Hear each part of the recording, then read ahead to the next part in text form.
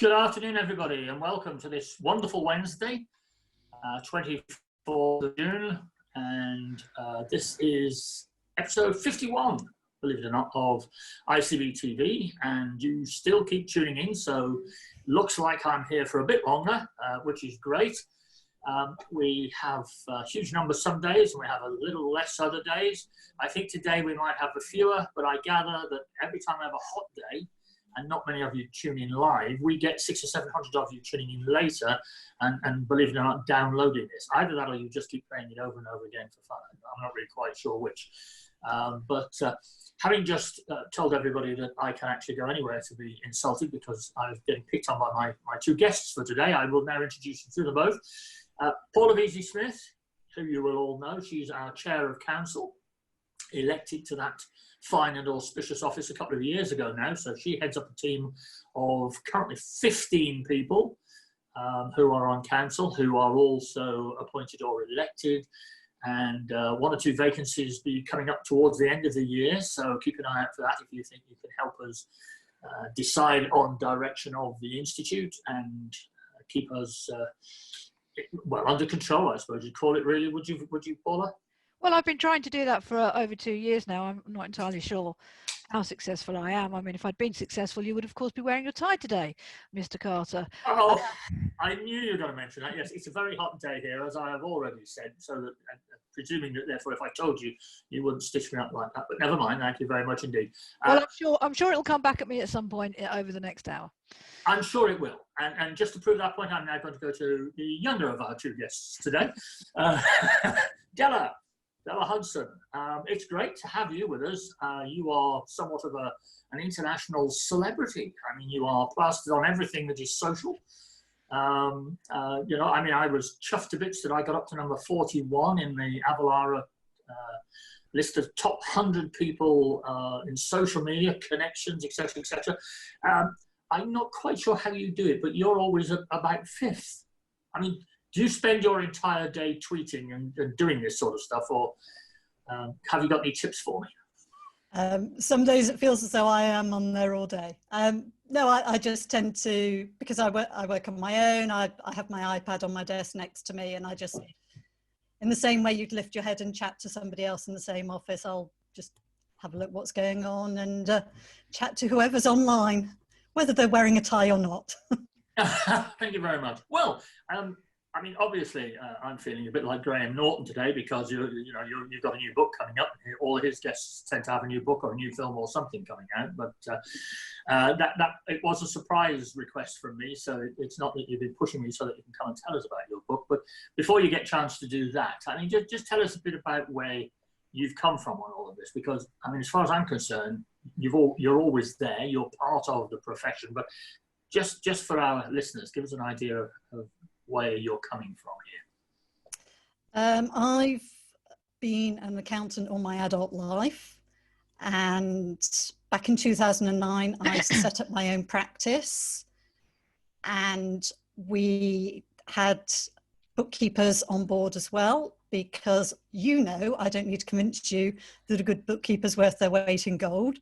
So we had ours in-house to do the smaller jobs, and we worked with independent bookkeepers elsewhere on the bigger jobs. So, yep, bookkeepers, brilliant at creating order out of chaos, and then we can swan in and actually help the client to grow their business. We can help them to change those numbers. So that's my background, running an accountancy and bookkeeping practice, and sold that 3 years ago, wrote the book about my experience, because I felt when I started up, I really could have done with something to follow. And I just seem to, people keep asking me for advice. Oh, that's good. I mean, the thing is, everybody says that a bookkeeper's worth their weight in gold. I'm yet to meet one that's ever been paid in gold, but never mind, it's one of those things. And so this is your second book that's about to come out. That's right. The second book's coming out on the 30th of June. So for business owners scaling up, the first one is for accountants and bookkeepers on their own business. Oh, great. And obviously I've got two very capable ladies on with me today, both of whom you will appreciate, have vested interests in making sure that our bookkeepers are seen to be successful, and those of our members who want to grow their business are given as much guidance as help as they can. And for Della's benefit, because you haven't been on one of these before, we always say that some of our members are quite happy looking after their family and having half a dozen clients, whereas some will want to expand. And we almost had Sue Lang on with us today. Now, Sue Lang is one of our members who has recently merged with another practice. She's now trying to employ people, and she couldn't come on because she is so busy. Everybody is wanting help at the moment. She didn't have time, which is great, you know, and that's good for her. And I get the impression that she just wants to keep on growing. So there are people who do that. Other people, we always say, look, if you want a small practice, fine. The whole point about ICB is we want you to be the best practice you can be, and size really has got nothing to do with it. So you obviously get asked for a lot of advice, Della, on growing a business. It's what you're sort of getting known for. You're going to get a bit typecast on this front. Is there a core theme to how you grow a business? Well, wait a minute, before I ask you that, how do you know when you're running a business that you want to grow? When do you stop fighting the fires and keeping it running? And then is it a light bulb moment one day? Actually, I do more of this? Well, what do you think? I think, as you say, it's down to the individual. And I actually I was just going to do a few sets of accounts from my kitchen table to fit around my kids. And unfortunately or fortunately, because I've been involved in running businesses, you know what to do and how to put systems in place, how to automate things, how to delegate things. So what I did in order to sort of maximize my profit per hour working around the kids is exactly the same sort of things as you do to grow a business. You put systems in place in order to scale up, to make the business run independently of you. So yeah, at some point, I think you should have your own plan every year. And for me, that varied with the ages of my kids as much as with the maturity of my business. I've got 2 teenagers now. It's like being in lockdown with adults. They do their share of the cooking, the cleaning, the whatever. It's very different from when I first set up. So create the business that works for you. I'm absolutely with you on that. When we ran a series of business builders to help people, and the first thing we did, and it very much ties in with what you're saying, is I asked them to the very first exercise, write down some personal goals. Yeah. Don't worry about the business, write down some personal goals. Then look at your business goals, because the most important thing in the business is the goals you have for the business have to align with your own personal goals, because if they don't, you could run into trouble. So very much setting out right from the very start what you want to achieve, I would agree, is fundamental in enabling success. Yeah, personal goals first and then business goals second. Yeah. That's good if that can work. What happens though, Paul? I mean, you've done some seminars right the way around the country, ICB seminars on establishing your practice, growing your practice, etc., making sure it's working properly. A lot of the people that came to that had been running their business for a while, but things hadn't quite gone as they had planned. They'd gone more as the business had panned out. So how do you ride this particular horse in the right direction? I think the analogy of riding a horse is a very good one, because you're quite right. You can lay down for all the best in the world the plans, and then a curveball comes in, and you go off in a different direction. It is important to have those goals, but the other thing I would say is they're not set in stone. You can't go, right, I have my goals, so off I go, and these are my goals. And you could review those goals 3 months. Well, I would always regularly review that. But if an opportunity comes your way or something changes, then yes, those goals have to be always looked at. And you say, well, actually, that thing is really important to me. So one of the goals perhaps could be, I'm going to go as a freelance bookkeeper because I want more flexibility. And I always used to joke, I used to go, yes, I'm very flexible. I can work every evening and most weekends. so then if an opportunity came that would mean you'd have more work than you anticipated, you look at that goal and you say, well, how really important is that to me? Is that flexibility more important than taking on this opportunity? So and this sounds like a tiresome exercise you're doing. In fact, you're doing it naturally when you're thinking through the things that come your way. But there is something fundamental about writing things down. It was Giuliani. It was one of the I think one of the mayors of New York, or it was Richard Branson in his book. I think a lot of key people have said is once something's committed to paper, I can see that, yes. Yeah, it seems it becomes more real. I think I watched recently an interview with Reese Witherspoon. I'm not sure if you know this, but Reese Witherspoon runs a book club. And so she comes up with new books and she gets her followers to read these books, and then she gets feedback. What she then does is the ones that come back very, very positively, she turns into a film. Now, it strikes me, Della, you've done completely the opposite. You're taking comments and feedback from your clients and from the people you contact with, and having decided what everybody wants, you then write a book. Is that how you do this?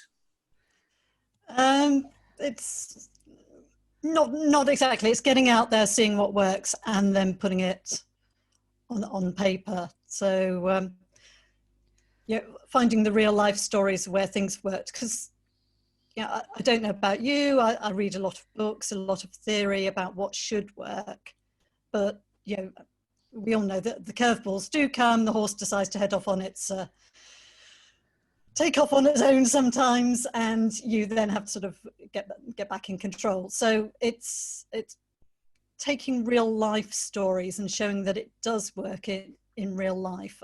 Somebody was interviewing me the other day as a female entrepreneur, and I never perceived myself that way, and probably your members who run their own businesses don't consider themselves entrepreneurs as such, but it's just something that we've ended up doing in my case, because I couldn't get the flexible working I wanted from an employer. So I took it into my own hands and got my own horse. Yeah, I don't think many of our members regard themselves as entrepreneurs, and I try every conference to tell them you are entrepreneurs, and they look at you as if you're talking nonsense, but actually they are. Now, everybody thinks that an entrepreneur is a Richard Branson because he's worth millions and he's turning over huge numbers of pounds, and he's got thousands of staff all over the place, and he's constantly coming up with new ideas. But people who've got out there and done it by themselves with their own motivation are entrepreneurs. And most of our members have learnt their trade through distance learning. So they're doing something else as well. It's not as if they've gone to university or gone to college and sat there completely engrossed every day in whatever they're being told. They've had to look after the husband or wife, look after the kids, do the shopping, do the cooking, find 5 minutes for themselves, and then sit down and study. And they have my absolute, utter respect for that and admiration, because I personally couldn't do it myself. But Paula, you're one of these. This is your route, isn't it? You've come this way. I mean, where did you find the time? Well, myself, gosh, it's awful because that was a long time ago. I mean, I may look like I'm in my 20s, but it was a long time ago. I think it's, for me, looking back, it was the realization with the young kids that, one, I said to my husband, if we're going to have children, I am not going to be a lady that lunches. I would go up the walls and back down again. So I knew I wanted to find, a bit like Della, something that I could do that was engaging, that was interesting. And the thing with the bookkeeping qualifications, of course, is, to put it bluntly, I knew I could charge more per hour. This was a good way to use the time that I had available to bring money into the household. And maternity leave and a small baby are wonderful things, because one can actually study when the baby is breastfeeding without anybody knowing. So you just find the time. You see something, you want to pursue it, you think this is going to be good for me, so you find the time to do the studying. And the ICB courses do make it, and the training provides, very easy to do that. Manageable chunks. If you say, well, I'll put aside an hour in the evening, or when the baby's asleep, or got babies, but you can find those bite-sized time slots to get your studying done. Yeah, yeah. Della, when you're writing a book, I mean, is this now sort of a full-time thing for you? You turn up at 9 in the morning, you write a couple of chapters, and then you put it away. How do you actually physically write a book? Everybody's different, but for me, I reckon I have about 2 hours a day of really good quality brain time. So right. I'll sit down and do my main task of the day. So if that's writing the book, I'll do the 2 hours straight off, go away, have a break, come back and do something else, which might be editing the work from the day before, which doesn't need quite as much concentration, or it might be, you know, doing some accounts or whatever else. But that's why I think it's, you know, working shorter days, you're more productive, because the longer you work in a single stint, the more tired you are and the less productive. So I think a part-time business, it is quite viable, because just because you're only working half the hours, you probably get about 3/4 of the work done because your brain's at capacity. And if you're looking after kids the rest of the time, you can still be thinking about the business while you're changing nappies, while you're doing whatever. So there's plenty of thinking time that you don't have to be sat at a desk. The thinking time, I think, is so vital. And I've got this theory that you have 2 hour bite-sized chunks, and once you've done whatever it is, whether that's accounts work, writing work, because what Garry probably doesn't know is I've written a book. This isn't an accounts book, it's a novel. I'm very proud. Brilliant. You know, another little thing that I do on the side, and I'm now on the rewriting of it. You mentioned it once or twice, Paula, yes, but I'm waiting to see it, you know, the real thing. I mean, Della is going to apparently send me a copy of this book, because I've just signed up on Eventbrite or whatever it was. But anyway, carry on. Yeah, as soon as I get a cover on it and get it published, I'll even sign it for you, Garry. But yeah, and the other thing is, I think sometimes people think that if they're not actually working, if they're not at the desk and they're typing and they're doing something, they're not working. But I find probably my most creative moments, and where I have the most significant either ideas or breakthroughs on problems that I'm thinking about, is when I'm walking the dog. So I go out and walk the dog, and it's like back brain and front brain, and you've got to let that back brain engage, because if all you're doing is at the coalface, if all you're doing is hammering away at your bookkeeping, you will not be productive. You need that time away, and I promise you, sometimes the best ideas I've had was sat on the toilet, you know, and that's where the inspiration comes, and that's what assists you in the work that you're doing. Right. Well, lavatorial humour already, so we're doing well. We're only, what, 18 minutes in? 18, so, that's good for me. I think that's a record, actually. Yeah, absolutely. Della, there comes a point when you are so well known for giving advice, you must get a lot of people asking you for it. Ask people like us, inviting you onto a webinar like this, and, you know, we don't offer you money. You are kind enough to come and talk to our members, and you know, obviously you've got a product to sell a little bit, but does it become a problem drawing the line between, hold on a minute, either buy my book or pay me to tell you this, because actually you're getting a lot of my years of experience for nothing by continually stretching the simple question into a complete list of questions? There's always an element of that with any business, I think. And yeah, again, when you meet somebody comes and tells you they're looking for a bookkeeper, and you start going through how you can help them, you're giving away, demonstrating your expertise. But the real value comes when you're in there and doing it. And it's more than just the numbers. That's, you know, it's the sense of order that you're creating. It's turning the random data into really useful information. So that's the, yeah, I always do a balance of speaking to people, some paid, some unpaid, because so many people helped me when I was starting up. And so there's always an element of giving back, but then, you know, the real value is in, you know, come on the course or one-to-one coaching, whichever's most appropriate. I'm quite happy to help others, because that's what really motivates me. It is helping other people. I just happen to be able to charge for it a lot of the time. Yeah, I mean, Paula, you and the council members are brilliant. You actually provide your time free of charge. With you don't get paid for this, and obviously we cover the cost of your rail fare to get to a meeting or something or other. But at the end of the day, you're giving up your business time. You could be earning an hourly rate, but you do it to put back into the institute. And 15 of you turn up at meetings. Most of you turn up 4 times a year to these meetings. A lot of you get involved with committee structures and coming on to things like this to talk to us. It seems to be, though, that the busy people are ones that have always got more time for you somehow. The people who are successful in doing things. Yeah. Do you think it's this wanting to just put something back because you've got something out of it? Well, the old adage is, if you want something done, get a busy person to do it.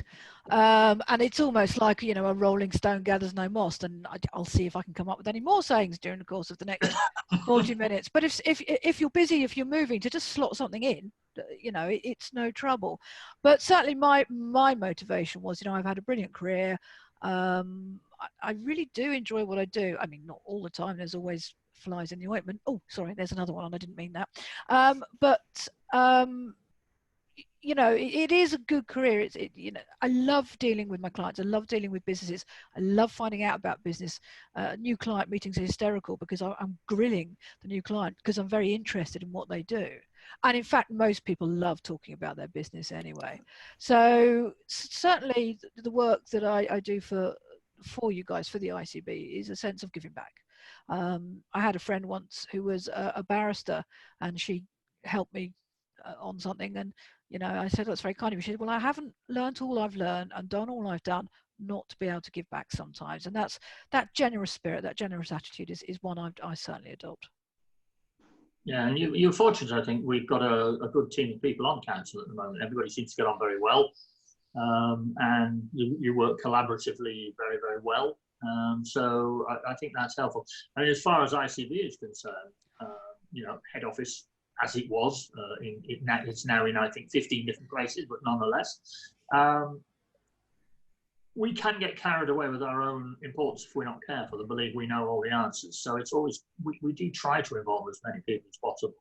And, apart from Susan Lang, who's obviously too busy and is now off my Christmas card list, but apart from that, normally, whenever there is the call to arms, the people are there and waiting for us. So I think that is great. What I'm wanting to know is did you call her before me? Was I the substitute?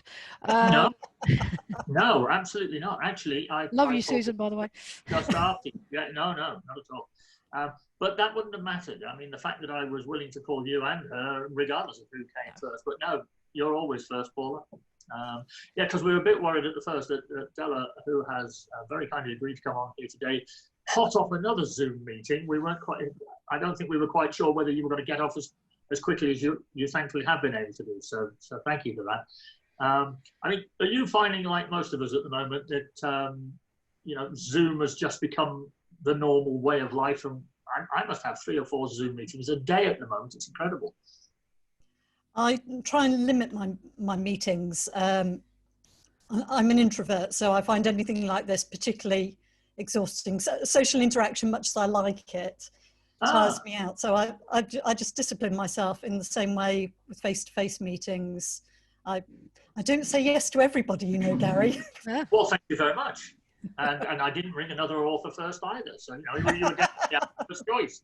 I rang as soon as I found out you had a new book coming out, which we must talk a little bit more about. But I'm surprised to say you're an introvert, because on the occasions that I've seen you, and you came to our conference last year, you just absolutely ooze confidence.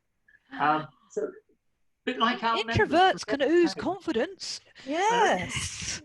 Yes, we're not shy, we're not unconfident, we just use lots of energy on social interactions. So social interaction drains us, whereas extroverts feed off that energy. So I bet you can guess where Garry and I lie on that scale. But you were leading people astray on the naughty table at the awards dinner.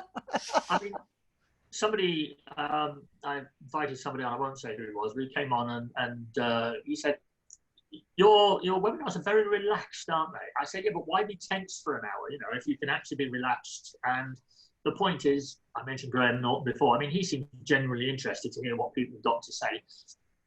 And I am also, you know, I mean, I tend to be able to pick people who I genuinely want to talk to. I mean, Paula's been on here a couple of times. I know that, you know, if ever there's a quiet moment, she can come up with something, you know, which is what you want from a guest, really. You don't want somebody who's going to sit there and you're trying to drag teeth or something. So it's always good. And, you know, we've now done, as I say, 51 of these. And we weren't quite sure. We started off the day after lockdown. We didn't know how far they were going to go. And people keep coming on. As I say, a lot of the time now, not during the day, because I think work has taken over. And whereas right at the beginning, everybody thought they were going to have no work, now they've found actually they've got twice as much as they've ever had, so they're doing more. But they're thankfully picking it up later on YouTube and Facebook. And we rarely get less than about 1,400, 1,500 people onto this. And the peak was 7,500. So, you know, it's a lot of our members, you know, which is great. Paula also runs a branch meeting. Those of you listening who haven't actually been to a branch meeting yet, one of our new virtual branch meetings, please do. And if you're in an area where we haven't quite got one together yet, don't worry, just join somebody else's. It doesn't matter. You know, find a topic that you like and join. Nobody's going to say, hold on a minute, you're not from Yorkshire, you're from Lancashire. Those days are gone. You can go to a Yorkshire meeting from Lancashire, wherever. Meet people, but you get the chance to see other faces on the screen, and you'll realise that actually you all look the same. So that's interesting. Now I mentioned that to the people out there, our listeners, because one of the things I do occasionally forget when I'm on here is I start talking to the faces that are on the screen, and I'm enjoying myself so much I forget to remember that there are a couple of hundred people listening to me as well. So anyway, I haven't forgotten you today, folks. So hello, and see if we've got a couple of questions. I've got a couple of questions coming. I'll have a look at those in a minute. So how long does it take you to? It's probably a silly question, really, but I'm going to ask it anyway because I ask silly questions. How long does it take you to write a book? For me, writing it is quite quick because I just sort of sit down in front of my laptop and for 2 hours, I just download my brain. I almost vomit it into the computer. It takes much, sorry for the image. Yeah, not the best for us. But anyway, never mind. Yes, okay. It's in that sort of way that I just have to get it out. Coming back, editing it, making sure it makes sense, it reads smoothly is a much longer process. So for 2 hours of writing, it's probably about 2 hours of editing, making sure it makes sense, because, you know, if I just blurt something out when speaking to you like this, sometimes it sounds good, sometimes it sounds nonsense, and you can't edit as you're speaking, but you can with writing and make it sound better, but still keep it sounding like you. Then I sort of hand it over to my publisher, who has her views on it. And so this time round, I had to rewrite a third of the book. It was quite painful, but it was something I knew wasn't quite right. And as soon as I sent it off, she put her finger on it straight away. So I just went away, cut out the third, put in some better stuff and edited the 2/3 that were remaining. So that was painful, but it was absolutely right. Yeah. And then after that, there are various tweaks along the way, but that's the big thing when you first send it into the publisher, who is also my editor, and she makes it a nice coherent whole. I mean, Paula, yours sounds more a bit like 50 Shades of Grey than How to Run a Business. So, I mean, what exactly, is this something in your life you're writing about, or just making it up off your head, or how are you doing this? I guess, Garry, were you asking if her life is 50 Shades of Grey? I was subtly pointing it. Yeah, no, I know. It's all right. I should be so lucky, I think, possibly is the response to that. I always had like a lot of people, had this deep sort of desire to write a book, and then of course to write a book, what you've got to do is get writing, really. And so it's a novel. It's the sort of novel you would, if Gatwick ever reopens, you'd go through and think, yeah, that'll do for reading by Paul. I've got some ideas for you know, business building type of books as well, but it just so happened that this started, and another piece of advice was write about what you know. And I live in a small village, and believe you me, the reality of some of the stories you get in a small village are far beyond what I've actually written in the book. It's just a very light, frothy, I think it's chick lit type of style book about 4 friends in a village. And I sort of started writing it as a bit of a, I guess, a hobby. And then as it began to grow and the ideas came in, but I don't know, I think Della will agree with me, but writing's hard. Even in a novel, you know, I've got to check the canon and make sure we've got continuation and build the characters. So it kind of turned into this, it got more serious. I'm not in the position to have a publisher yet.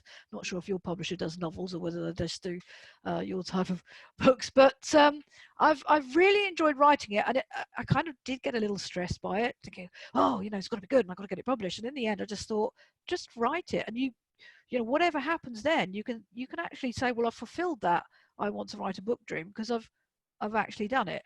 I'm in the process of editing myself. Lucky I've got some very useful friends who are, one, I can't spell, terrible at spelling. So thank God for friends and numbers like that.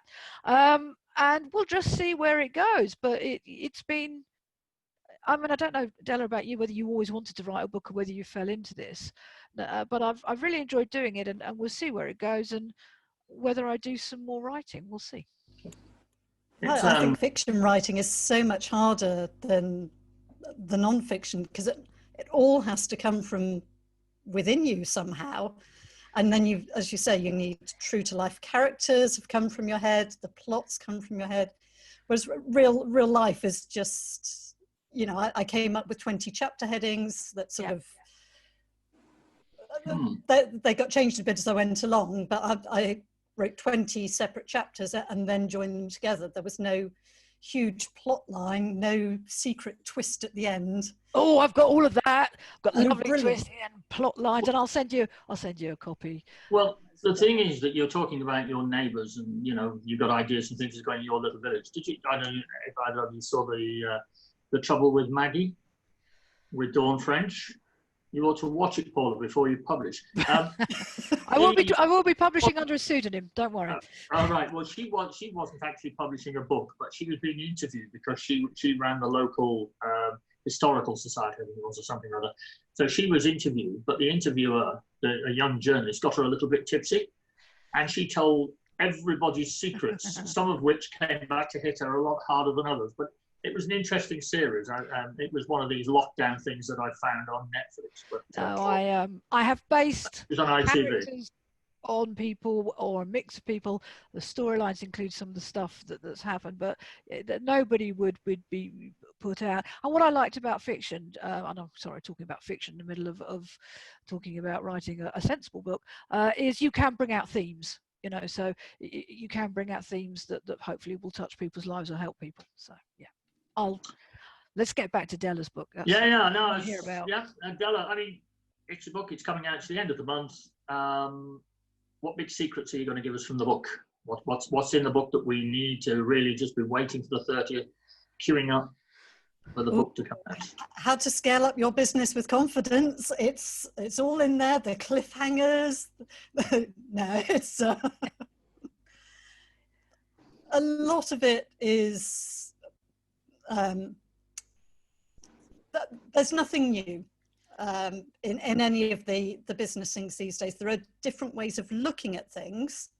So this is my way of looking at things. This is what's worked for me. This is what's worked for my clients. So in the hope that some of that will then work for other organizations. But I seriously don't believe there's too much new in business, just different ways of looking at it, of packaging it, that all of a sudden bring about a light bulb moment. And I haven't obviously read the book, but I know from the way that I've seen you speak in the past that you're not really forcing stuff down people's throats like some of the well-known people on the circuit constantly do. You know, this is, if you don't do it this way, you'll be dead in a fortnight and that sort of stuff, you know, which I find really annoying. But it's very much a personal experience being shared, which I think is what it is all about. And I mean, you know, and Paula does her bit, it's very much a, when I started, I did this, and I found that this works. And I think people who do that do come across as far more genuine, but also far more useful. It's worth listening to, because, you know, okay, you give 5 key points to grow your business, and we probably know at least 4.5 of them, but we don't always sit down and pinpoint them and do something about them. Della, what is it you think that stops people actually doing what they know really they need to do? A number of things. I think quite often we're more comfortable doing what we're doing than taking a chance and changing. So while things might not be perfect today, there's always risk in change. And this is why I think, in a way, the virus, the lockdown, have really forced people to make changes they were probably going to make anyway. So it's been quite useful in that respect, looking for the silver linings in all this, of course. So I think it's fear, it's lack of time.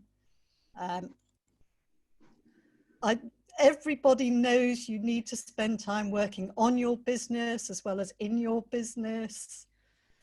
And I stand on a stage and I remind people you need to make time to work on your business and in your business. And yeah, I still struggle with it myself. So it's actually getting around and doing it. I mean, I've said so many times in these programs that, you know, the bookkeepers are like the cobbler's wives, if you like. They've always got holes in their shoes. I mean, we spend so much of our time telling people how to run their businesses, and we do. And, you know, our members do very, very well. We get very good feedback. But then they must go home to their home, which are a complete mess, and nothing's in order and nothing's done. And it takes a lot to say, well, you're not going to get paid for this because you're doing this for yourself, but actually you need to do this to get better forward. And Paula, this is one of the messages you always give, isn't it? You know, you've got to get your house in order. Yes. I mean, I've been nodding frantically with everything that Della's being said. I think one of the issues is we like to be productive. So we like to do something, oh, I've done that, or that's finished, or that balances, and there's this like to be productive, and sometimes stepping away from that to explore concepts, so you know, you might say to your businesses, oh, work on the business, great phrase, not in the business, and you need to do that, and then you come home, but immediately you're thinking, I've got to sort this client, I've got to sort this client. And it's an active choice to say, no, I step back, and, you know, I'll take the dog for a walk, and then I'll come back and make sure what I'm preaching I am trying to do, and things get in the way. None of us are perfect, you know. All the best will in the world, you might come home and thinking, right, I'm going to focus on my business, like I've been speaking to people about focusing on their business, and you walk in and the dog's being sick on the floor, and you know, the cat limps in because it's been hit by a car. You know, you can't get around those things. My husband's quite interesting because he also runs his own business, and what he does is Thursday morning he's a runner, and he goes for a long run, and it came from a book he read. He said that's in the diary. So Thursday I run. That time is penciled out because that's my time, and that's when I can do my thinking. So there is wisdom in saying, like, I'm going to these 2 hours whenever it suits you, diary it in. So this, whether it's a Thursday morning or a Friday afternoon, I think it's a great time to step away from the coalface and just tidy up your own affairs, because a lot of people Friday afternoon are on the curve going down. Clients probably not so available, and it gives that nice end of the week feel as well. So it is discipline. A lot of it is discipline. So if you look at the businesses that you've advised, Della, and you look at the successful ones and those that perhaps haven't taken the advice and have muddled along a little bit, is there a particular type of person that is better at accepting advice and using that advice? It's interesting question, she says to buy herself time. So I'll give you a few moments to consider that. But one of the things I think works very well with my business and with my clients is those clients that give permission to you to do the bookkeeping and to do the role you're good at. I've got a couple of clients say, look, you just get on with it, because it's not something, it's not my skill set. I would rather spend the time building my business. You know, if I'm a printer, I want to be engaging with printing stuff and getting clients. So it's those clients who trust you and just say, and leave you to manage that side of things. Because they're the ones then that listen to you. It's the ones that think they know the bookkeeping or think they know better than you, or continually question things. They're the hardest ones to get the messages across. But those ones where, you know, they know what you can do and they trust in you, I find that they're the ones that I can work with the best. You want the big control, basically. I've said our members, they're just all control freaks, really. That's what they want. They don't want people getting in the way. They just want to leave it to get on with it, go away, go and do something else. Yeah, but with that becomes a great responsibility, because you suddenly realize that they are handing, well, I'd say control, but they are respecting what your knowledge is. So you're like, oh gosh, you know, I hope I say this and it doesn't go wrong. Fortunately, so far we haven't had any great calamities, but you know, they are respecting your expertise and your qualification, and that's the most important thing.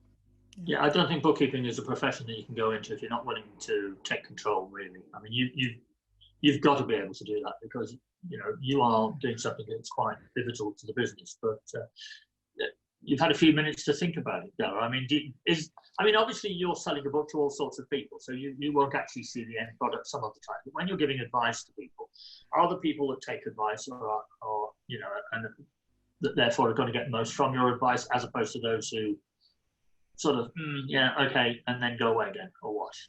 Yeah, and one of the things I do is have an initial meeting just to make sure that we will work well together and that our styles will work. Because as well as committing time to the coaching, they need to commit time to acting on the coaching as well. So, you know, the online course, the course itself is 2 hours a month, you know, one webinar, one live session. But I also ask that people set aside half a day every week to implement that. Otherwise, they're wasting their time and their money. And I'm not in the business of taking money for nothing. I get more from seeing the results. That's what really makes me happy. I think we're looking at a number of things at ICB at the moment, and one of them is an onboarding system, which at the moment, I have to say that we give you your exams, they're the toughest you've been through, you mop your brow, we send you your practice license, not quite that quick, but out you go. And, you know, we say sort of come back if you've got any problems. And what we're going to be doing more of is saying, right, before you go out there, let's sit down, let's work this one out, let's talk it through. And actually, you're going to have to sit and listen to us for however many hours it's going to be to start with, because otherwise you're going to be coming back in a month's time and something's going to have gone wrong, or it's not going to be as easy as you thought it was. So let's just preempt that and get it sorted now. And you know, we've been discussing this for some time. COVID has got in the way a little bit. We've been doing other things, but ready, you know, certainly by the time we come out to conference this coming year, virtually or otherwise, then, you know, we're going to have something in place, because I got my ear chewed off recently by a member who said, why can't you give me some sort of flow, a diagram, telling me what I'm supposed to do when I set up in business? And I suddenly thought, well, actually, we don't give a great deal of advice at the beginning. We give you the morals, we give you the ethics, we give you the you know, ideal scenarios. And I think, as you and Paula both said, ideal scenarios sometimes go awry, and therefore we need to do a lot more. So, you know, we do live and learn, and I think as an institute we are pretty young, 24 years old as an institute, so one of the youngest, you know, and we're still relatively a small team, so we can maneuver, we can adapt quite quickly. So hopefully, you know, it's another hole that will be filled, which it's only by talking to people we find there's a hole, you know. So that's what it's all about. And I presume when you're talking to people, Della, you've always got the thought that either another book is on its way, or another bit to add into your armory as far as advice is concerned. You must sort of act as a sponge, really, I suppose, and take it all in, turn it into Della instead of somebody else, and just, well, the more that you feel you're imparting your knowledge, presumably, the more you enjoy doing it.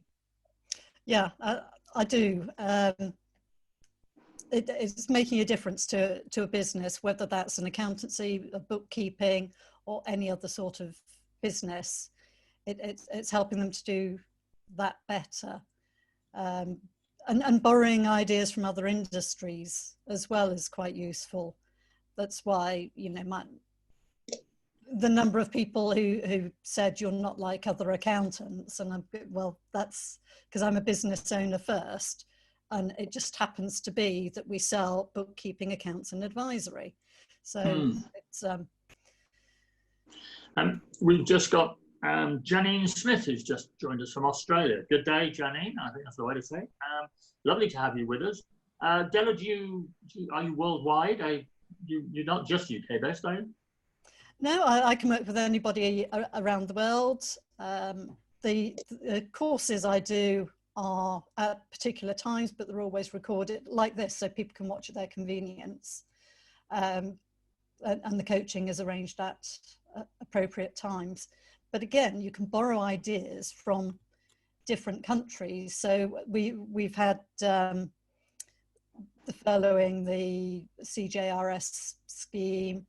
There's been Paykeeper, there's been JobKeeper in other countries. Yeah. So it's been interesting on social media seeing everybody is complaining about their particular scheme and its imperfections and the amount of extra work for those who are, you know, the professionals who are claiming on behalf of their clients and so on. So it's we've shared each other's pain around the world.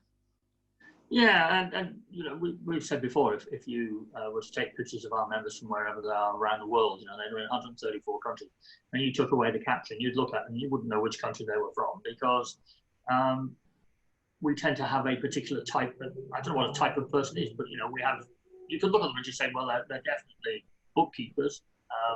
They usually got big grins on their faces. They don't look quite as serious as accountants, I have to say. And they love to get pictures. Yeah, no, you're the exception to the rule, really. You're the exception to the rule. But and I forgot the grey suit as well. No, and it's just fun, and our members do absolutely enjoy what they're doing, you know, and that's the thing. And you know, we do one or two slip by the way, but when you talk to them, they haven't found that spark that the rest of you have, you know, and that's the point. And they probably would have struggled in any job if it's just not quite they wanted, and they've gone into it too easily, too quickly. And okay, they've done a lot of study, they've passed exams, but something along the way should have said, well, actually, I don't fancy doing this every day of the week for the next 50 years or whatever it is, but they didn't. So I think that's interesting. Anyway, Janine, it is lovely to have you with us all the way from Australia. What you ought to do is come on one day as my guest and tell me what it's like in Australia. So drop me an email if you're interested in that. Because we've had people on from America, and we've had had one person on from New Zealand actually as a guest. So let's get somebody from Australia. We have a lot of ICB members in Australia. And as Della has said, we tend to do very similar things, and either you get them first or we do. I'm sure our governments obviously talk, but we've got pay as you earn and you've got pay as you go, and you know, you've got the BAS return, all this sort of stuff. So I think it'd be good to hear what you get up to and what you do. Della, what's the book called? Where can we buy it? How much is it? Have you got the one that's coming out on the 30th is Growing by Numbers: How to Scale Up Your Small Business with Confidence. That will be on Amazon, or you can find it if you want signed copy. Come onto my website, which is hudsonbusiness.co.uk. And how much is it, dare I ask? Oh, it's $14.99, same as the other one. Right, and the other one was? $14.99. No, sorry. The The one for accountants and bookkeepers is the numbers business. So right. This is for your own business. The Growing by Numbers is for any business. So there are some things in common, of course, but. Have you are you Kindled? Have you been able to provide a Kindle version of the book? Because some people might be interested if they're Kindle users. I don't know how easy that is. I better find out. Yeah, my publisher does the Kindle and a couple of other formats as standard. So Kindle again through Amazon, and I'll get the links for the I think there are 2 other formats she puts it in, which I'll also put up on my site once I've got those. I noticed overnight, I haven't had a chance to read it yet, but Xero has done a survey of its members and businesses in Canada. And it's another one of those reports that tells you what every other report of its sort has done, which is, what do you think of your accountant? What do you think of your bookkeeper? Why don't you want to do your own accounts? We keep hearing the same story. Now, they were linking this into millennials and what millennials want and what millennials don't. I think millennials, from what I can gather, they are certainly joined by an umbilical cord to their computer. They know exactly what they're doing and everything's right. And, you know, if it's not on their wrist, it's tacked onto their running machine or whatever it might be. But it seems to be same old, same old. People who are running businesses really don't want to be bookkeepers and don't want to be accountants. Why do we keep trying to force it down their throats to be what they don't want to be? I mean, Della, you're obviously, you come at this from an accounting background. I mean, why would you do this? I mean, why don't you just say, look, there are a whole group of very highly trained specialists out there. Get on with what you do best and leave it to somebody else. Absolutely. But it's exactly the same reason why bookkeepers try and do their own IT support. Oh, I mean, I'm so glad you've mentioned that, because I had an office. I gave the office up just over a year ago because it was in the wrong location and it wasn't right for, and I invested my money in IT solution. So all my team work remotely. And I have exactly the same thing. I have a website designer. I don't want to sit here and do a website because, okay, I'm sort of quite good at picking new skills up, but I don't want to waste hours doing that when I could be out there networking or doing a set of accounts that I need to do. And that IT solution, you know, it's not cheap, it's not expensive, but, you know, it's running a remote VPN for a team of 6. I mean, but somebody said to me, did you have a crystal ball? I went, what do you mean? I said, well, with lockdown and people not getting to offices, so my business has just run as normal because we had the IT solution. And what is great for me and anyone of the team is if something goes wrong with you know, the virtual network, they're not ringing me up going, oh, my emails don't work. Yeah. It's like, no, you go to them. That's what I'm paying them for. Such a relief to have that support. And I can tell that story to potential new clients. So that, you know, I know how you feel trusting me to do your books, because I'm having to trust these guys. And if they muck up, I lose, you know, I can't access anything. So yeah, absolutely. Getting that message across is so important. Yeah, we're all trying to save money, and we're bootstrapping rather than considering it an investment. So one of the ways that I get people to hand over their bookkeeping is I have my very first logo was a lovely Times Roman H. When I got in a professional graphic designer, we had a beautiful bean that was sprouting and 3 brand colors and a strap line that, you know, bean growers, not just bean counters. There's such a huge difference, and I can show them, yeah, this is you spending hours laboring over unfamiliar tools trying to do your books, and this is us. We can do it, we enjoy doing it, and you're off earning your millions doing whatever else you're doing, or spending time with your kids. So just as we tell our clients, our prospective clients, we need to do the same ourselves. We need to take our own medicine and delegate the things that aren't core to what we do. Absolutely. I think that's a good message. I remember one of our members, Nikki Paddy. Every time we went to anything, she was also there. And I said, you know, you're always on social media. You're flustered over everything. You write articles, do all sorts of things, but you're always out and about. How do you do it? She said, oh, I just found a young PR agency next to me, and I just give them the stuff, and they write it up into sensible materials. They get it posted wherever it wants to go, and that's it really. So it's just another delegation, isn't it? I mean, one of the things I think some of our members find is difficulty with the delegation, because they are used to having an inbox and an outbox, and it's something I talk about quite regularly. You know, here within ICB, you know, we like to promote our staff up. But actually, some of them, as soon as they lose the inbox and outbox and have got to do creative stuff, they feel very nervous that it's not as black and white as the inbox and outbox. And I keep saying, well, don't worry about it, because at the end of the day, the ideas you come up with are going to be bigger and more beneficial to ICB than just the inbox and outbox, which is very important. And I think some of our members are finding this. They're saying, yeah, but I'm so busy doing the work, I don't get time to look at it. How do you step back from that?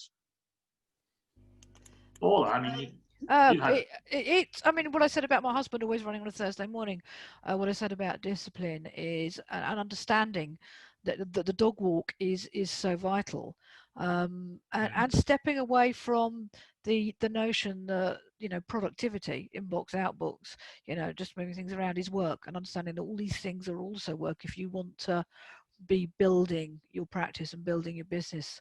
And the other thing I've just thought is with the creativity side, it's like I know what I want to achieve, and I've actually redesigned my website during lockdown, mistakenly thinking I'd have more time. So I took the website down, spoke to my website designer, and then was doing that at 10 o'clock at night because I'd been working during the day.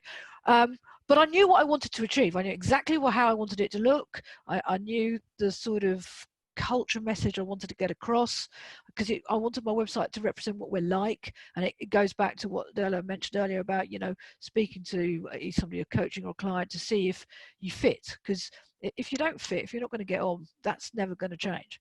If they're using a product you haven't yet come across, you can teach yourself that. That's very easy. But you're getting that fit. So I wanted my website to really represent what Empower was about. But I didn't have the skill set to actually do that. So he went away and came up with some ideas. I go, oh yeah, that's great. I love that. That's the message I want to get across. So yes, I think it is a question of discipline. It's actually saying, no, I'm taking Thursday morning, Friday afternoon, whatever, and I'm doing my dog walk, or I'm going to sit in the garden, not reading a novel, but apparently there's a very good one coming out shortly. But I've heard the same.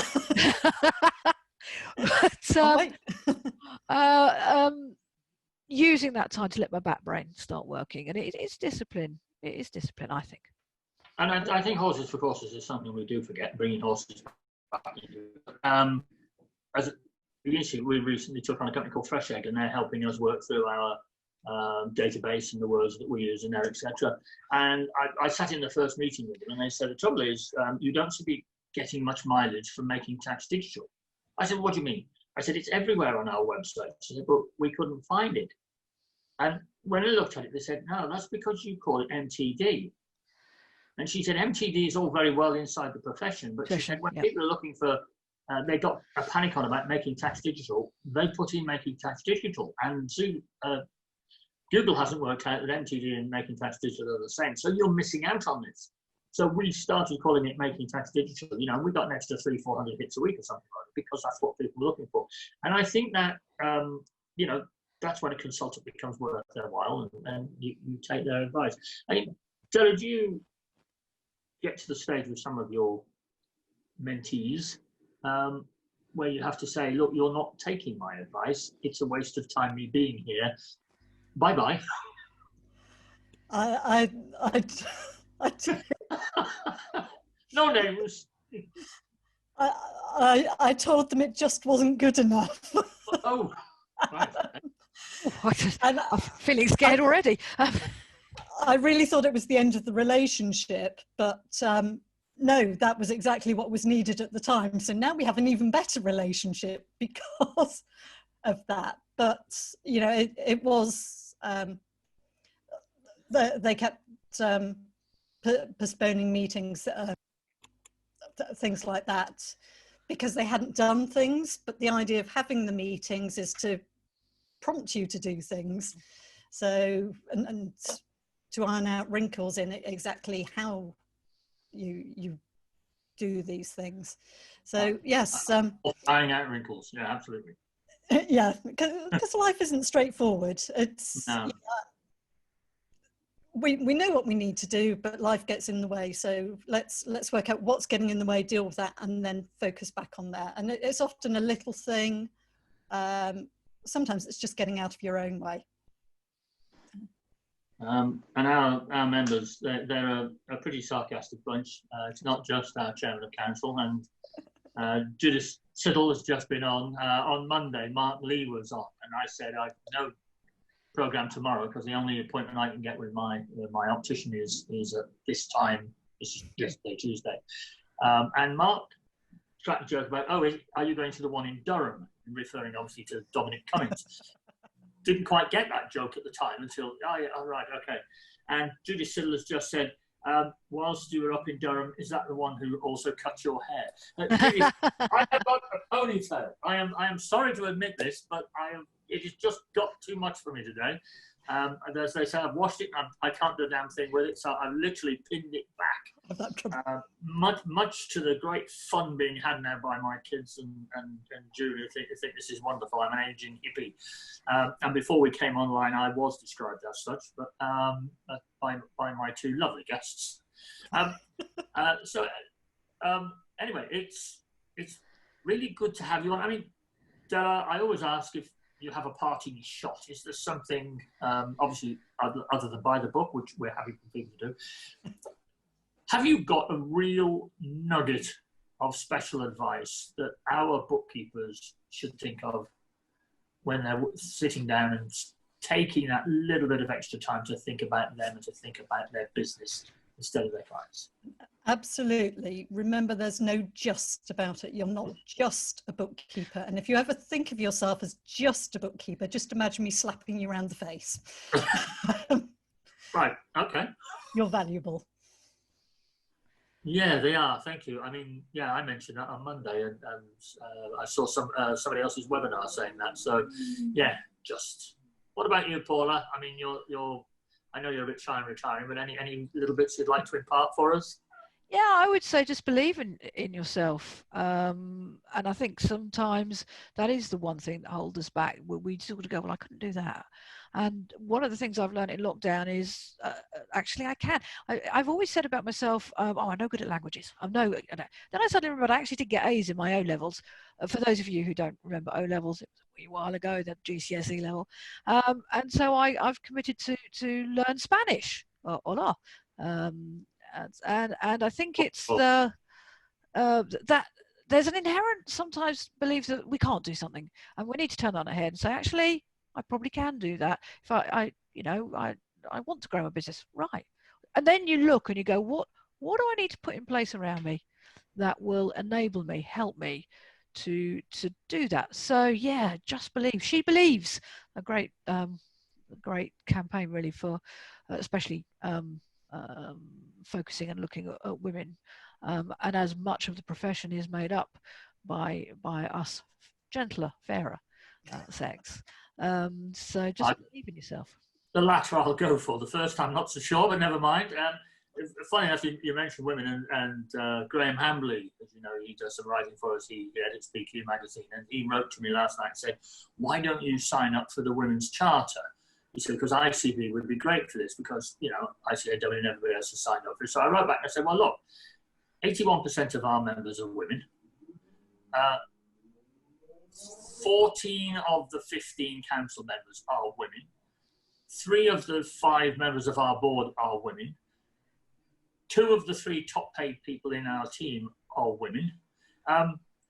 Have we got to go backwards, or can we join it anyway? So, you know, I mean, they're trying to get up to 50% with everything. And this profession is, you know, if you're a man, you have to struggle a bit harder, I think, in bookkeeping, because it's not expected that that's what you'll be. So I'm pleased to say I think we're good on that. We might still sign up to it, because I think it's good to sign up to these things just to prove that you're trying. And hopefully more people will then know exactly what we're doing. So thank you, everybody, for coming on today. Thank you to my 2 very chatty, very lovely guests today. It's always good, as you say, to come on to a program where it's not difficult to get conversation going, and you enjoy what you're hearing, and, you know, good people to talk to. So I'm very selfish in that way, and I hope the book goes well. Thank you, Della and Paula. We await with bated breath your own novel, and I don't know, if we don't know the pseudonym, we'll be able to figure out perhaps if it's yours, but it'd be interesting to see. But well, you know how shy and retiring I am. So when well, it gets exactly, yes. I'll hide under a bushel. No. Honestly, yeah, you went to the same school as I did in that league. But anyway, so thank you everybody. See you all on Friday for Thank Furlough. There's nothing tomorrow, Thursday this time. We're back to 5 days a week shortly, but 3 at the moment while we actually get some work done and do some preparation and some other stuff coming up. But yeah, lovely to see you all and see you all soon. Thank you both. Bye. Okay. Bye everyone. Bye. Bye. Bye. Good. That's good. Thank you very much, Della. Thank you for coming on. Thanks, Garry. Take care. Yeah, we'll see you soon, and really good luck with the book. Anyway, we'll publicize it a little bit more if you give actually send it to Sobi, send some more information, and when it's all out, pictures and all the rest of it, we'll do something. That's lovely. All Thank right. you. Lovely. Take care. Bye. Thanks, Sobi.